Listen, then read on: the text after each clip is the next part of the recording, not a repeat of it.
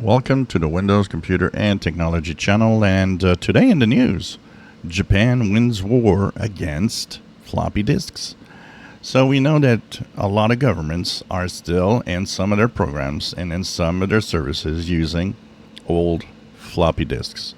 There's even some rumors that some part of the U.S. atomic fleet is still using floppy disks.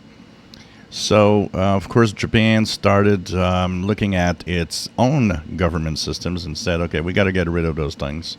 And it is official since June the 28th. The Japanese government has officially announced that no more Japanese government systems run or require floppy disks. So this is pretty interesting when you consider that these are pretty old. We've moved on from floppies long time ago. I still have some here because I do have an Amiga 500 and a Commodore 128, and an Atari 1040 ST that all run floppies, although I've fitted them with special drives. So this is kind of interesting to see and shows the obsolescence of so many parts of our own governments using such old systems that are, prone to failure.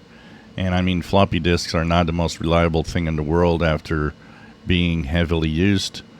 So Japan says that it finally has won the war. And the question I have for you guys, have you ever used floppy disks? Because I know some of you are watching and are pretty young, so you might never have used them.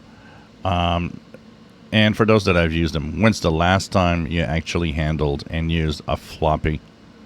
And do you still have floppies in your home somewhere?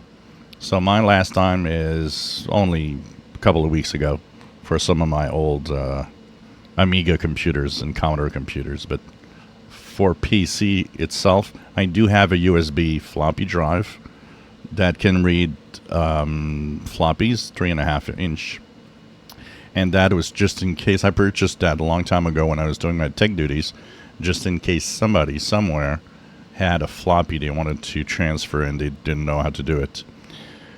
If you enjoy my videos, please subscribe, give us thumbs up. Thank you for watching.